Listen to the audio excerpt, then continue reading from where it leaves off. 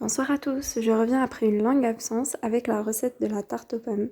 Je l'ai déjà publiée sur Instagram, donc si vous ne me suivez pas encore, allez le faire.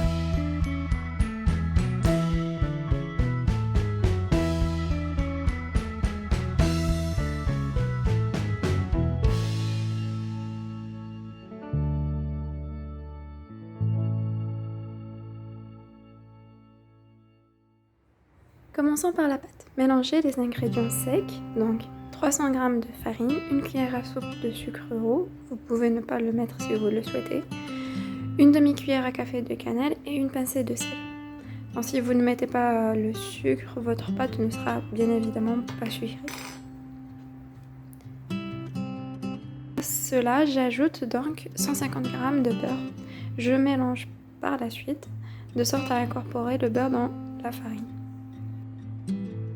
Une fois le beurre incorporé, ajoutez un œuf et mélangez délicatement, de sorte à former une boule. Si cet œuf n'est pas suffisant, ajoutez 5 cl d'eau environ. Pour la compote, vous aurez besoin donc de 500 g de pommes, d'une cuillère à café de miel, 5 cl d'eau et de la cannelle. J'ai mis ça à chauffer pendant quelques minutes. Ma pâte ayant reposé le temps que ma compote de pommes cuise, donc je commence à étaler ma pâte, je la fonce dans mon moule et j'y étale d'abord la compote de pommes. Donc ma compote de pommes, je l'ai mixée au mixeur juste après cuisson. Et ensuite j'ai découpé des quartiers de pommes que j'avais au préalable épluchés. Donc je les ai découpés en 4 et chaque quart, je pense, je l'ai découpé en 2. Il faut noter qu'il faut être très généreux en pommes parce que la pomme a tendance à se rétracter lors de la cuisson. Donc il ne faut pas hésiter à en mettre beaucoup. Moi ça m'a pris environ 800 g à peu près. Pendant ce temps, n'oubliez pas de préchauffer votre four pour qu'il soit chaud lors du moment où vous allez mettre la tarte à l'intérieur. J'ai récupéré le reste de pâte qui me restait pour faire une petite bordure assez sympa pour l'automne. Donc c'est juste à l'aide d'un emporte-pièce, j'ai découpé des feuilles et j'ai fait le rebord avec ces feuilles-là.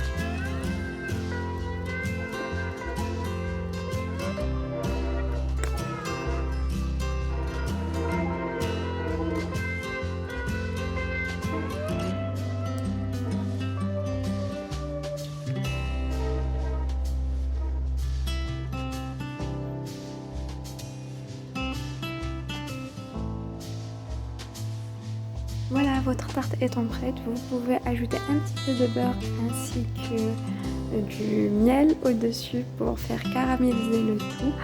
J'ai enfourné à 180 degrés pour environ 30 minutes, mais n'hésitez pas à vérifier votre tarte. Moi personnellement, je n'ai pas un four à chaleur tournante, donc j'ai dû carrément allumer ensuite mon four au-dessus.